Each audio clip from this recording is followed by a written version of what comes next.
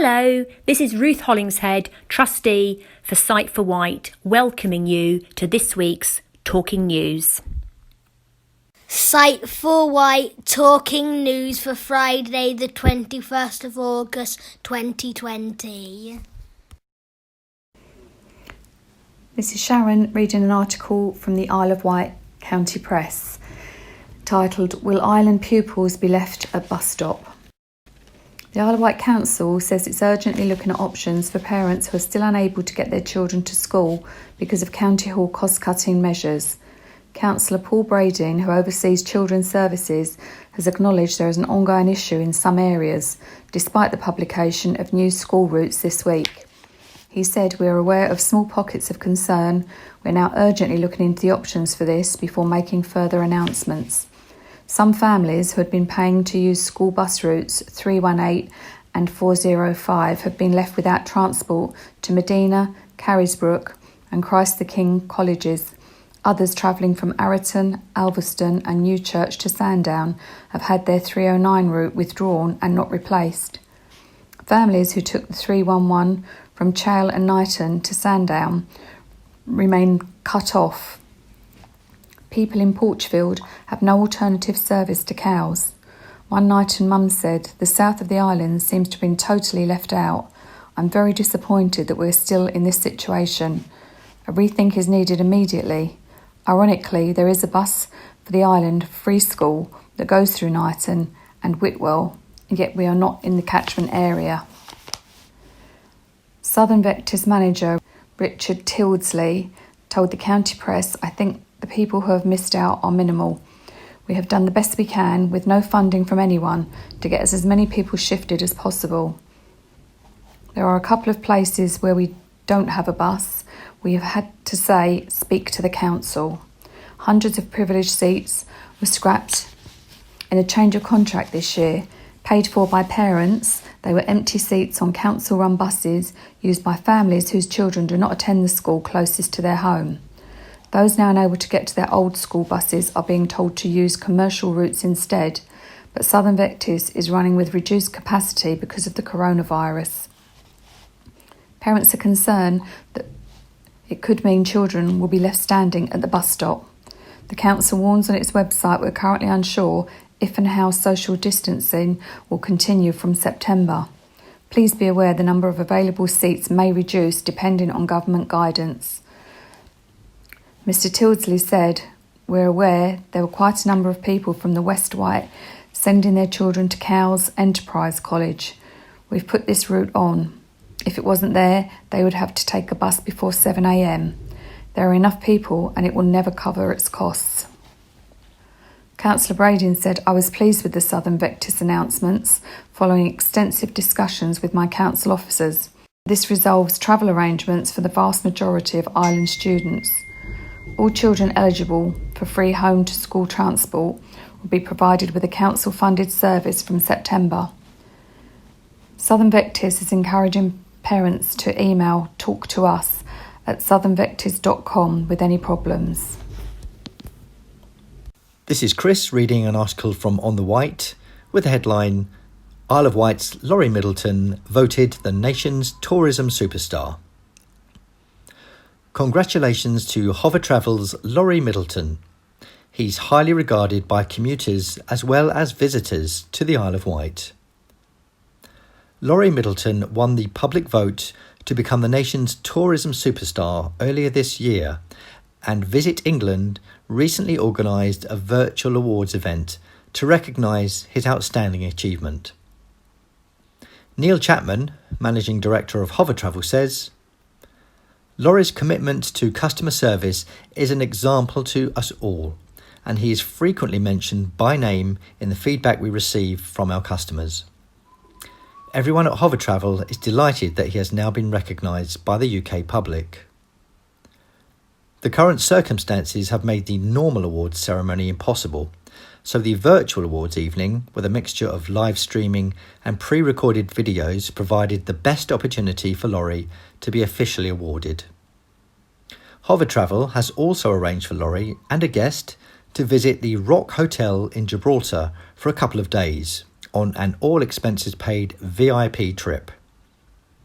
The prestigious Rock Hotel, part of the Bland Group, which also includes hover travel, was built in 1932 and is situated on the foothill of Gibraltar's famous rock, with the panoramic vistas of the Bay and Straits of Gibraltar, as well as the Spanish mainland.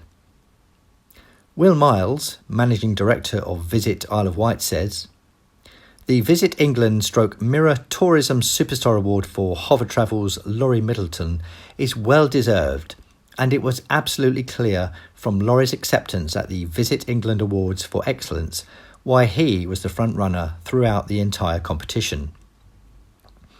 I'd like to thank everyone who supported Laurie in the national vote. This year has been unlike any other, and I know that throughout this time, Laurie has not lost his happy demeanour, making him such an asset to hover travel and to tourism on the Isle of Wight." This is Sue reading an article from Island Echo.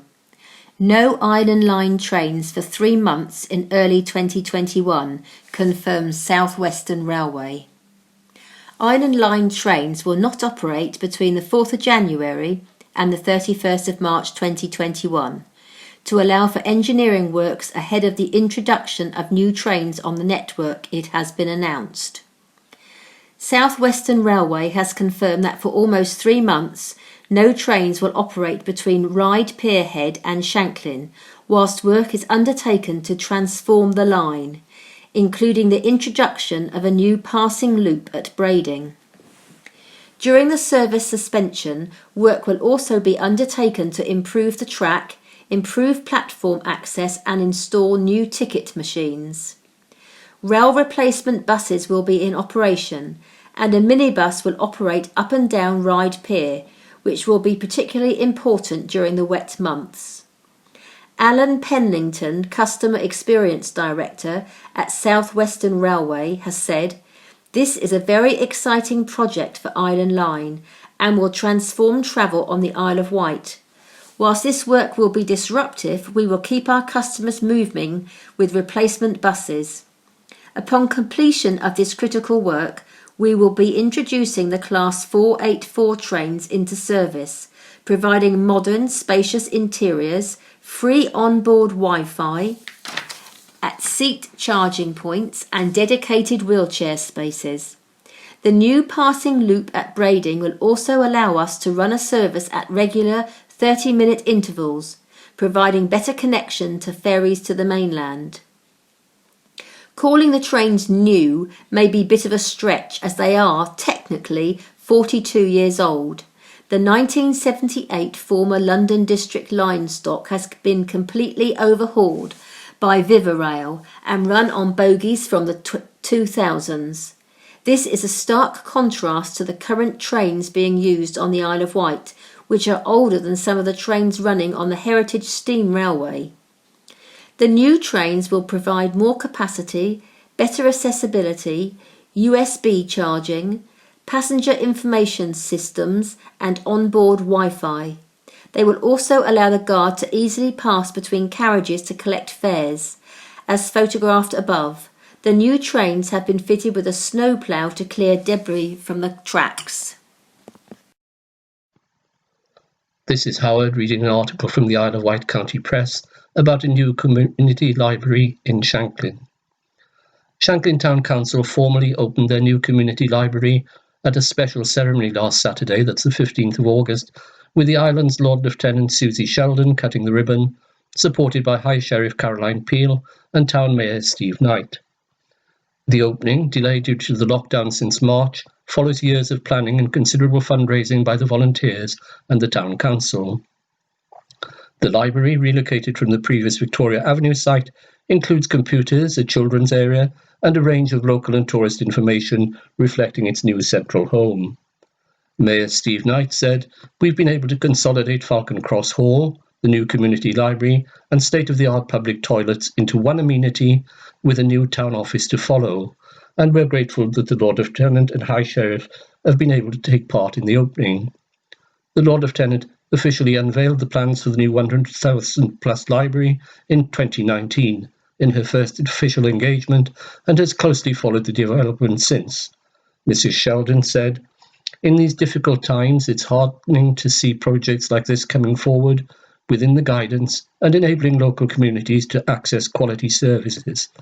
Thanks to the efforts of countless volunteers, library users across the generations will be able to benefit from a fantastic facility."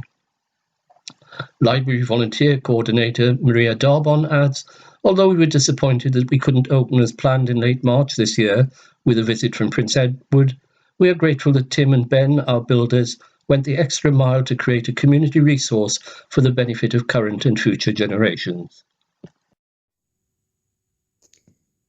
Alison, reading from the Island Echo. Patient survey results show Isle of Wight GP practices performing well. Patients have given Isle of Wight GP practices the thumbs up for services they provide, with many results exceeding the national average. A healthy 82% rated their overall experience of their GP practice as good or better in the 2020 GP patient survey, with 6% saying it was poor or worse, to exactly mirror the picture across all surgeries in England. NHS England, which commissioned the annual survey, said that of 3,820 forms randomly sent out on the island, 1,678 were returned. The 44% response rate was well above the 31.7 national average. The survey was carried out from the start of January to the end of March 2020, with the deadline a week before the country went into lockdown on the 23rd of March because of the coronavirus pandemic. 9 out of 10 respondents praised the receptionists at their GP practice, marginally higher than the 89% nationally, but at the top end of the range of scores of 84 to 92 in the region. Some 68% said it was easy to get through on the phone, 3% higher than the national average, and 78% of patients said it was easy to use their practice website, 2% higher than the national figure. The regional results range from 71 to 81%. Patients' overall experience of making an appointment got a 65% satisfaction rating, the same as the national figure, with 16% of island respondents saying it was poor, fewer than the average across the country. Regionally, the results varied from 49% to 74%. Some 63% of patients said they were satisfied with the GP appointment times offered to them, the same as the national picture. Regionally, the results range from 49% to 70%. 84% of patients were happy that any mental health needs they had were being recognised, and 76% said they received good or better support with managing their long-term conditions, disabilities or illnesses. Both figures were just 1% below the national ratings. But there was much less awareness of the GP online services available on the island than across England, with 38% of patients booking appointments online, 48% nationally, 34% ordering repeat prescriptions online, 44% nationally, and 19% accessing their medical records online, 19% nationally. Of online services used in the year before the survey, 11% of patients had booked appointments online, 18% nationally. 12% ordered repeat prescriptions, 19%, and 6% had accessed their medical records, 6% nationally. The Isle of Wight got higher satisfaction rates for NHS services when a patient's GP practice was closed, with most patients using phone helplines, their local pharmacist, or the A&E department as an alternative.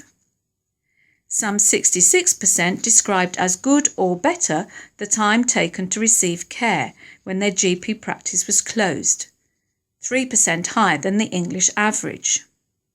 92% said they had confidence and trust in the staff providing services when their GP practice was closed, 91% nationally. and 73% said their overall experience of services was good or better when their GP practice was closed, 67% nationally. Dr. Michelle Legg, GP and clinical lead for NHS Isle of Wight Clinical Commissioning Group, said, "The results of the patient survey show there's a lot to be proud of, but we also know we cannot be complacent. We will all continue to strive to provide the best possible primary care services that we can for the patients we serve. Although the size of the survey is relatively small, it does give useful pointers and learning for where improvements can be made. Clearly, we face challenges in making patients more aware of our online services, but in some parts of the country, the responses can be greatly influenced by whether or not people have access to IT at home or are comfortable or feel competent using it. I am obviously pleased that our practices have, in general, been perceived to have performed above the national level in a number of key areas, but that doesn't mean we can or will rest on our laurels. COVID-19 has seen all practices across the island work more collaboratively together than ever before, and I would like to thank all staff, both clinical and those behind the scenes, for their outstanding efforts during these testing times. I think this fact has been recognised by the public too. All island practices use e-consult, and people are encouraged to visit their practice website and use this tool to access primary care. You can, of course, call your practice too. In both instances, you will be offered a virtual consultation and, if needed, a face-to-face appointment.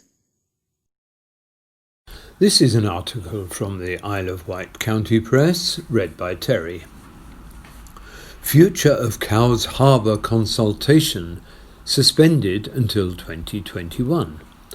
A consultation on the future of Cowes Harbour, its public bodies and a potential charitable status has been suspended until 2021.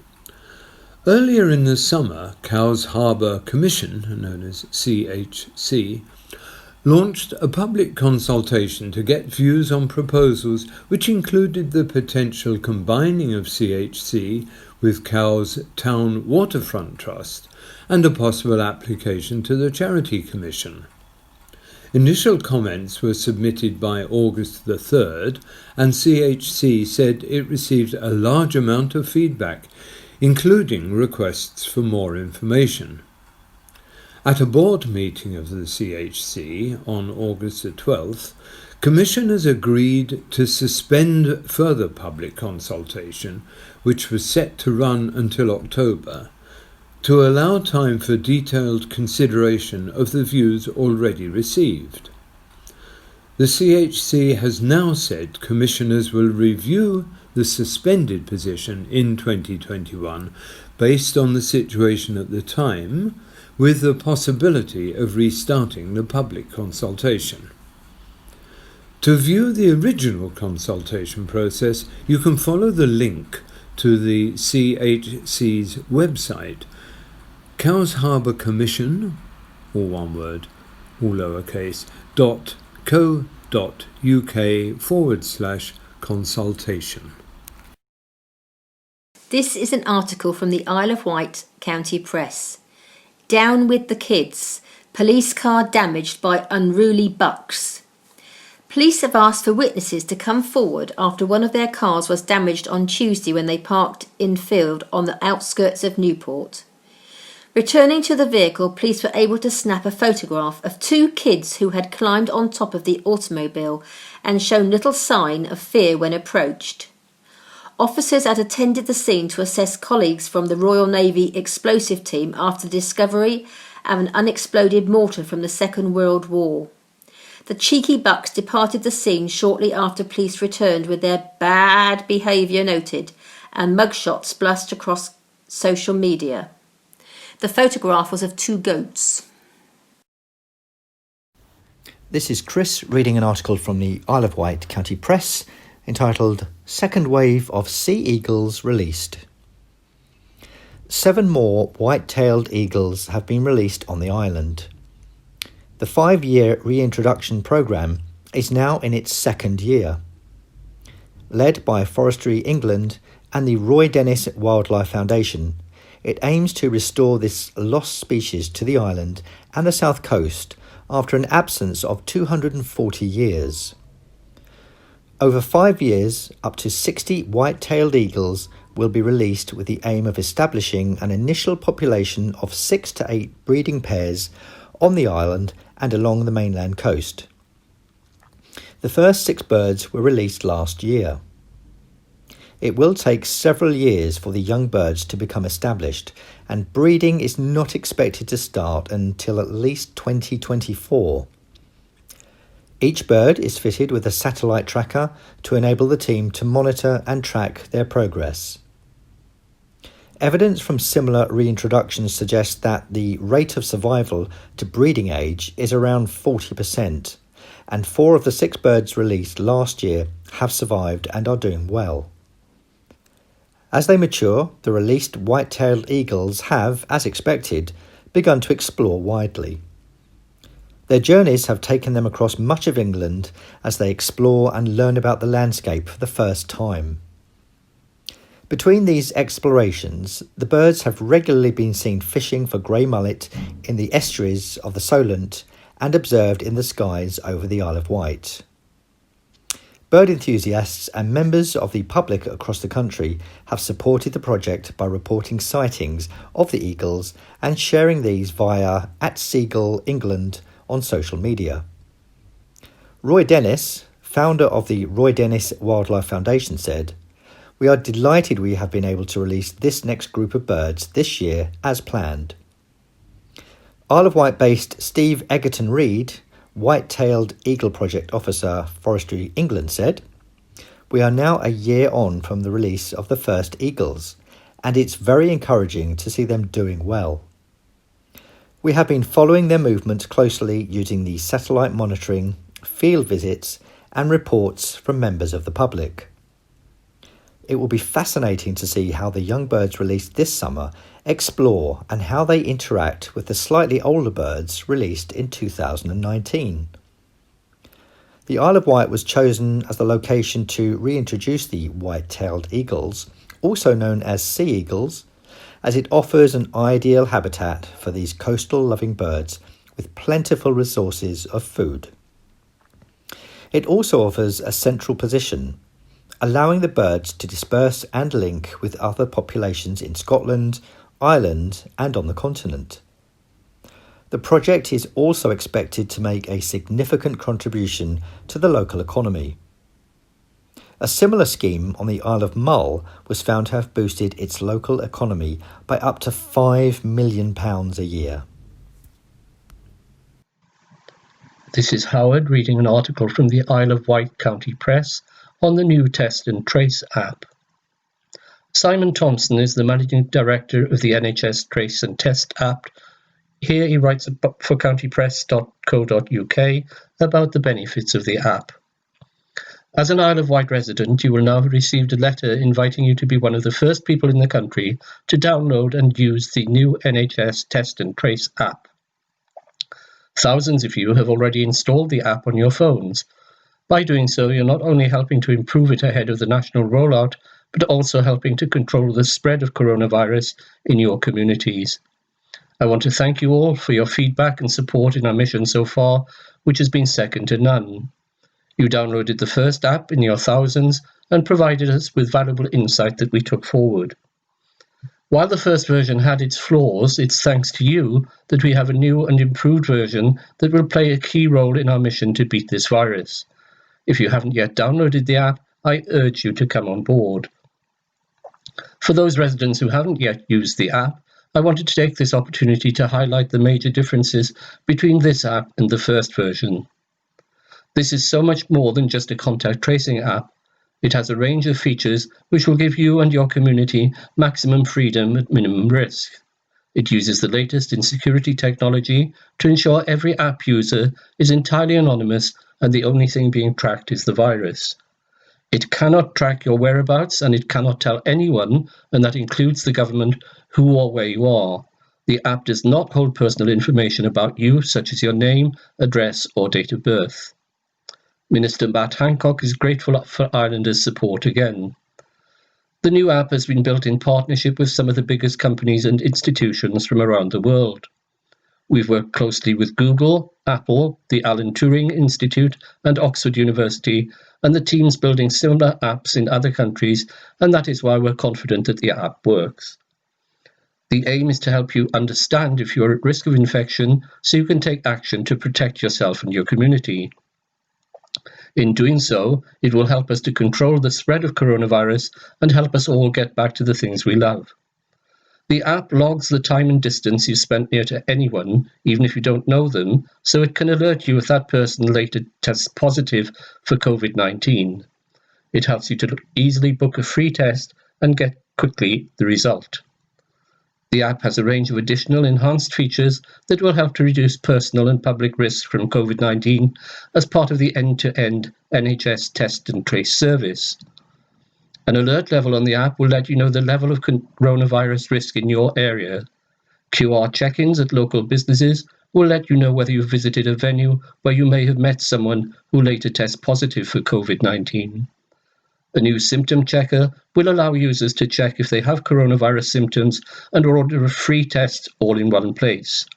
If you're told to self-isolate, a timer feature will help count down that period and you'll be given relevant advice. The more people who can help us to trial this app, the more we can make improvements and ensure it's the very best product for the nation. Every single person who downloads the app will be playing a vital role in making sure we get this right and will help us get back to the things we love.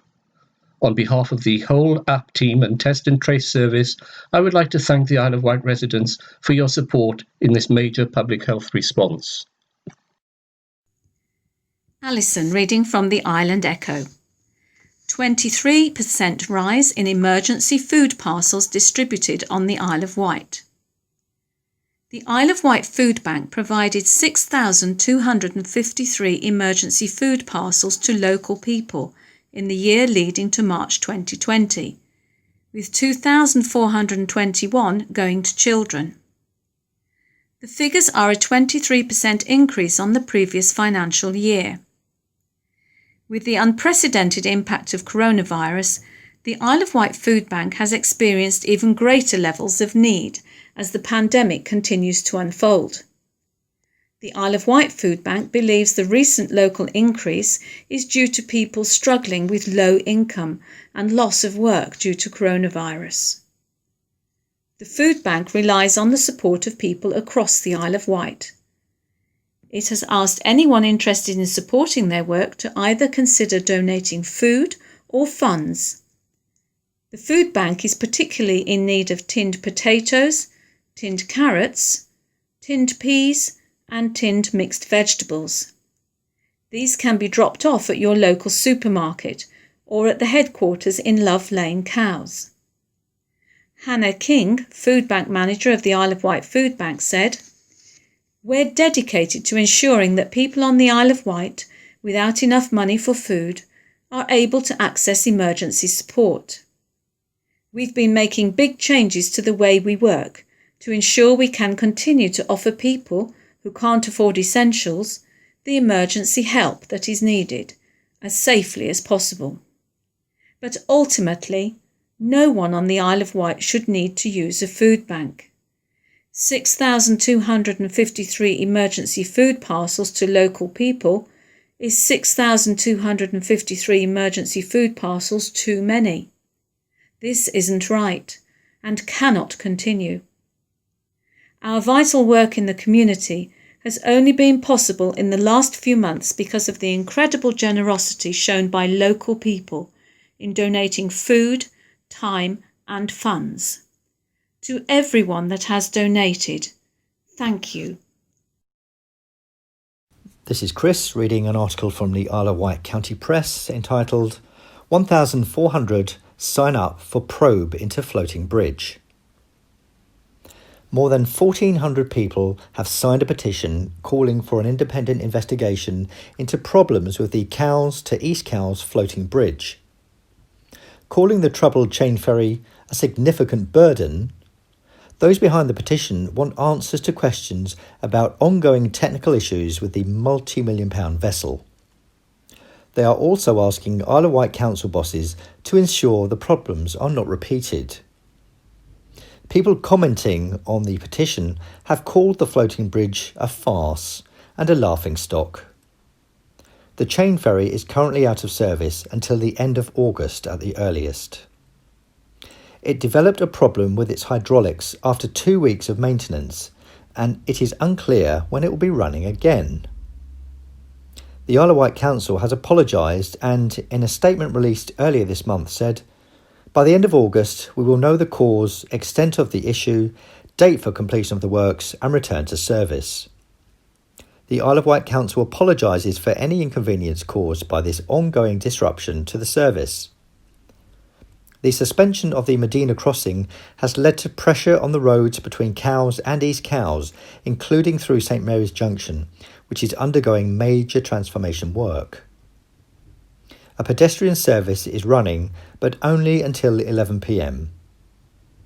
You can find a link to the petition at countypress.co.uk. This is an article from the Isle of Wight County Press, read by Terry. Save our streets. Can Isle of Wight town centres come back? Pizza Express and Pound Stretcher announced closures of island branches this week as the COVID case continues to take its toll. Long-standing island business Beardsall's also announced it was closing its shops in Ryde and Shanklin, and Animal, Laura Ashley and others are also going or gone. Pizza Express named its Newport restaurant as one it would not be reopening, while Pound Stretcher had closing down sales signs plastered all over its windows. But island business leaders believe there is a way forward for our high streets and are urging a strategic overhaul of the model for retail and nighttime economies on the island. Rents, business rates, parking, traffic and public realm are some of the subjects that need tackling to stave off further decline and breathe new life into our town centres. Another aim is to re-energise centres by getting more people living above shops and businesses to liven up the streets. Isle of Wight Chamber of Commerce Chief Executive Steve Holbrook said his main focus during the past few months had been helping his members access funds and help during the coronavirus crisis. But, he said, for the High Street to prosper or even survive, a strategic overhaul was desperately needed.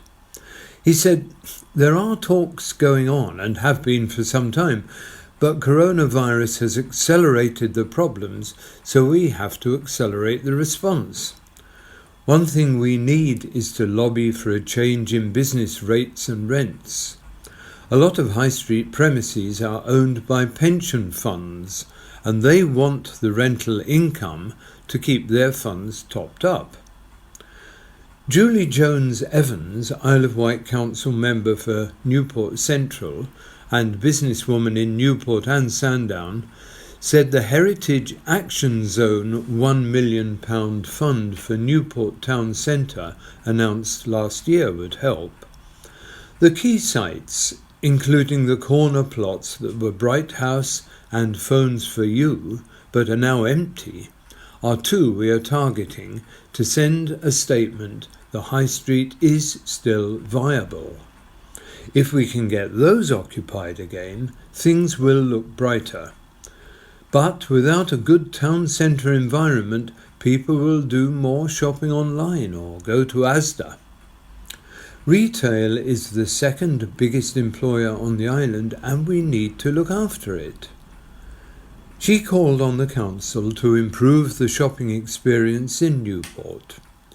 But it was not all bad news, she said, with plans afoot for a new bar in the High Street.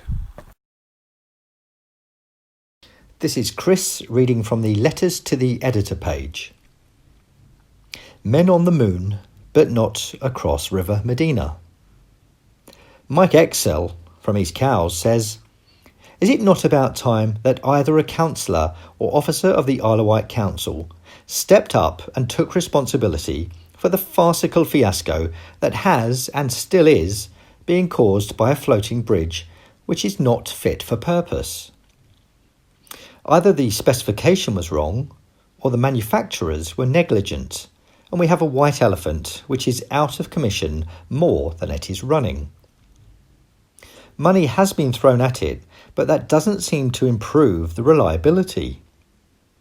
We can get men on the moon, but we seem incapable of having a reliable boat to cross the estuary. We will soon be having children going back to school and having to crowd on a launch which must be costing a fortune and must also be an additional risk with the current pandemic. Why does everyone blame other people instead of admitting their own mistake and falling on their sword? It cannot be rocket science, and it needs sorting out now." App reads grocery labels for blind people. It's part of Google Lookup, which aims to help those with low or no vision identify things around them. A new update has added to the ability for a computer voice to say aloud what food it thinks a person is holding based on its visual appearance. One UK blindness charity welcomed the move, saying it could help boost blind people's independence.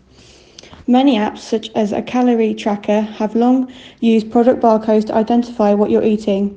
Google says it is also using image recognition to identify the product from its packaging. The app for Android phones has some 2 million popular products in its database it stores on the phone, and this catalogue changes depending on where the user is in the world, a post on Google blog said. In a kitchen cupboard test by a BBC reporter, the app had no difficulty in recognising a popular brand of American hot sauce or another similar product from Thailand. It could also correctly read spices jars and tins from British supermarkets, as well as imported Australian favourite Vegemite. But it fared less well on fresh products or containers with irregular shapes, such as onions, potatoes, tubes of tomato paste and bags of flour. If it had trouble, the app's voice asked the user to twist the package to another angle, but still failed on several items. The UK's RNIB gave a cautious welcome to the new feature. Food labels can be challenging for anyone with a visual impairment, as they are often designed to be eye-catching rather than easy to read. Ideally, we would like to see accessibility built into the design process for labels so that they are easy to navigate for partially sighted people. But along with other similar apps such as Be My Eyes, which is on iPhones, it can help boost independence for people with sight loss by identifying products quickly and easily. Lookout uses similar technology to Google Lens, the app that can identify what a smartphone camera is looking at and show the user more information. It already had a mode that would read any text it was pointed at and had Explore mode that identifies objects and text. Launching the app last year, Google recommends placing the smartphone in a front shirt pocket or a lanyard around the neck so the camera could identify things directly in front of it. Another function added to the update is a scan document feature, which takes a photo of letters and other documents and sends it to the scan reader to be read aloud. Hello, this is Lisa, CEO of Site for Wight. Welcome you to our Talking News this week. Last week we sent out our August 2020 newsletter to everybody, and we very much hope you enjoyed the new format. We were so pleased to include Renee on the front cover, pictured when we visited the Isle of Wight Zoo. We've taken time and consulted with members and volunteers about the content of the newsletter and its frequency. The result is we will now be producing this every other month. We will have articles about real members and real volunteers talking about their own experiences, their life stories, and why they became members and volunteers of the charity. We've also included a page on tips, helping people to do more practical day-to-day things independently. This edition also includes an article from Rutherford's, a long-established Isle of Wight opticians who are there to help with individual people's needs. And we thank Steve Rowley very much for taking the time to write this article at this very busy time. The newsletter also includes details of the work that I and the trustees have been doing in trying to help influence how the Isle of Wight Council implement the changes required due to COVID in the pavements and road environment, and the work I've been doing with hidden disabilities to get this scheme more recognised on the island.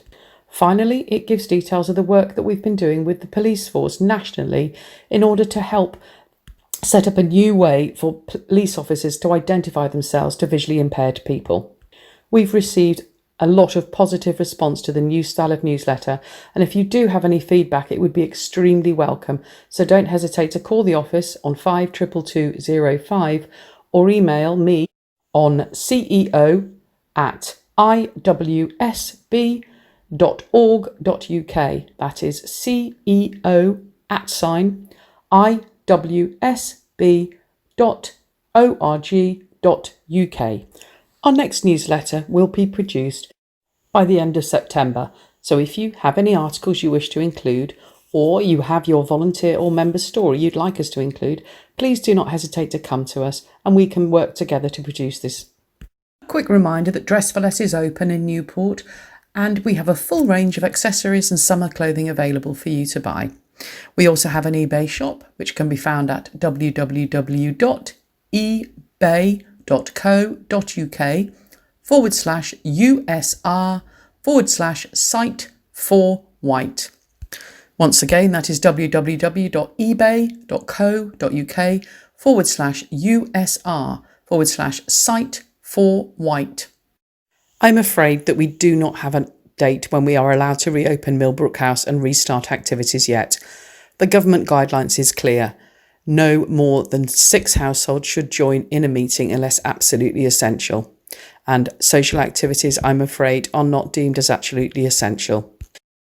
We hope to be able to bring you further news during September on this. Thank you very much for taking the time to listening to Talking News and for reading our newsletter. Please remember we do still have our 2020 survey active, and if you need further details on this, give us a call at the office. Wishing you all safe. Thank you, Lisa. Skip News for week commencing August the 21st, 2020, read by Den. Ride area, 41 Quarries Road, 2 Weeks Road, 13 Ratcliffe Road.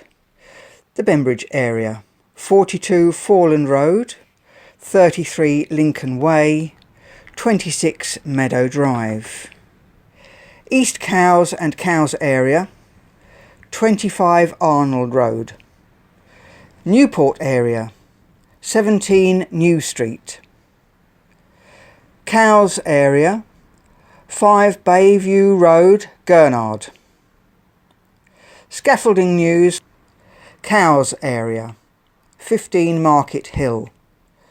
Newport area, Co-op, 52 High Street, Carisbrooke, 48 Lugley Street.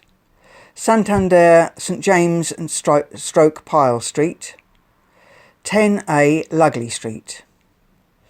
Ventnor area, 54 South Street, 27 West Street, 17 West Street.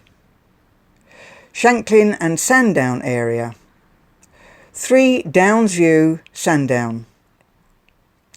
Freshwater area, Marlborough House, Gate Street, Gate Lane, Alma Cottage, Baskets Lane, Yarmouth, Western View, The Broadway, Totland.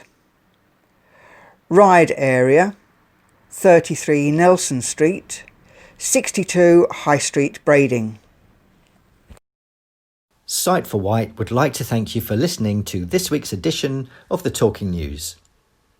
We would also like to thank our volunteers for reading, and a particular thank you to the Island Echo, Isle of Wight County Press, and On the Wight.